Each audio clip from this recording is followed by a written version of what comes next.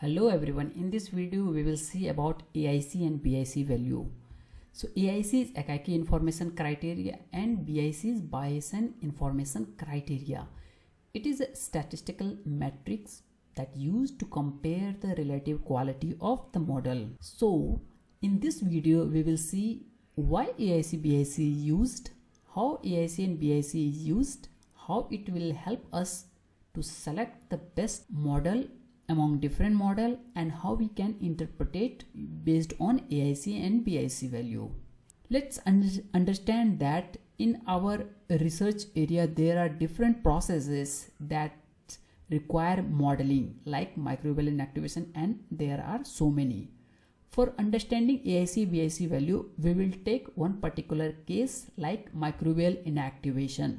For microbial inactivation there are n number of models that can predict the behavior of inactivation. For now, we took these 4 models that will be used to predict the behavior. So each, as we can see, this number of parameters keep on increasing for these models, and the with number of parameter complexity of the model is increasing. Now suppose we have one particular inactivation curve like this. If we use linear model like this, where the number of parameter will be 1, then we can see that the fitness is not good. To see the fitness of any model, what we use is that we use a statistical value. What are those statistical value? A statistical parameter is R square, RMSE and chi-square. We can use R value as well. So we can see that the R square is quite low and RMSE and chi-square is little bit higher. So these values should be higher, close to 1, and this value should be as low as possible for best fitting. So if we see that the variable model is quite better than the linear model if we increase the number of parameters, because there is curve in nature, and we can see the R square is quite high. As we increase the number of parameters, the value is much closer to the data points. Again, we further increase the number of parameters, the model has fitted. Now the biggest question is here, if we have these statistical parameter to see which model is fitting perfectly, then why we need AIC and BIC value to select among these models? So here comes the problem. If you increase the number of parameters for model, there will be increment in the complexity of your model, and then there is hidden effect that is called overfitting. The complex model having issue that it get overfitted to your data point. Let me show you how you can visualize what is overfitting. Suppose this is a normal inactivation curve of your microbes. Suppose there will be some flaws in your data like this. It is not possible that suppose there will be a sudden increment in microbes, then there will be decrement. So there is a little bit fluctuation in your data. If you use a complex model of higher number of parameters, still you will get best fit. Suppose you, based on your statistical value, you will say this model is perfect, but it is not. Why? Because it is not actual behavior of microbial inactivation, but your statistical value is giving the best. So that's why it get overfitted. That's why we need some certain tool like AIC and BIC value that will tell us among those model which model is best. So a good model should have the following characteristic. The first characteristic is it should have less number of parameters. As we have already seen that if the model which having lower parameter able to predict the behavior, that is good. Another characteristic is it should have greater log likelihood value. That means the model curve should be as close as possible to your data point.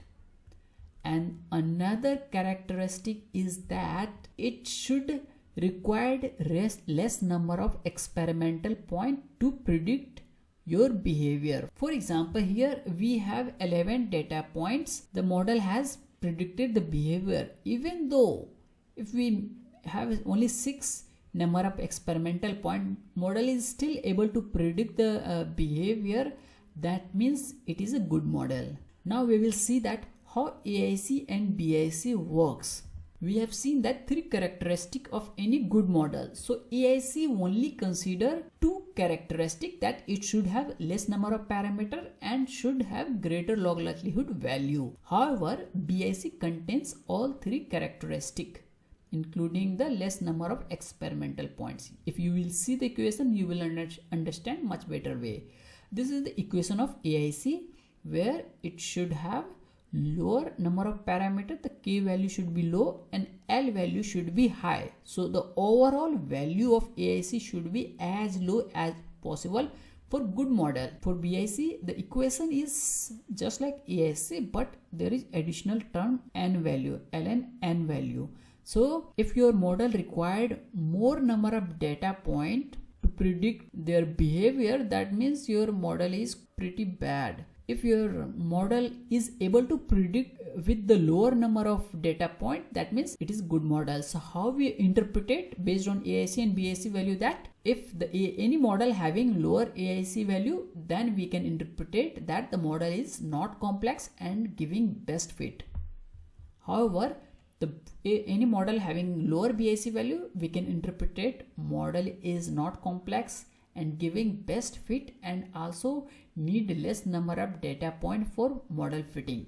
Okay, we will see that these two terms we call as penalty for model complexity. A number of parameter will increase, so AIC and BIC penalize them, and these two is called as maximum log likelihood. So as we have already discussed, we know that AIC and BIC value, and we know that how to calculate AIC and BIC value. So how to select the best model using AIC and BIC value? As we have already seen that among the 4 models, the number of parameters is like this and their statistical value is like this. So how we will select among the 4 models? So first of all, we need to calculate AIC and BIC value for each model. Among the models, now we will see that which model having lower AIC and lower BIC value.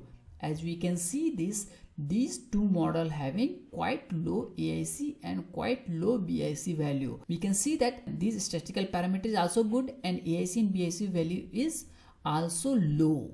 So we can select these two models. For your information, let me tell you one more thing, that look at these two models. For first model having lower parameter and this model having higher number of parameters. That means the number of parameter increases. So AIC and BIC should penalize more. So that means the log linear model should have less AIC value. But here we can see this AIC BIC value is lesser for grad model. Why? Because not only the parameter, look at the goodness of fit. So log linear having low goodness of fit, whereas the grad model having much better goodness of fit. So that's why the AIC and BIC value for grad model is lower compared to this model. But overall, these two models having lower AIC and BIC value and along with this statistical parameter.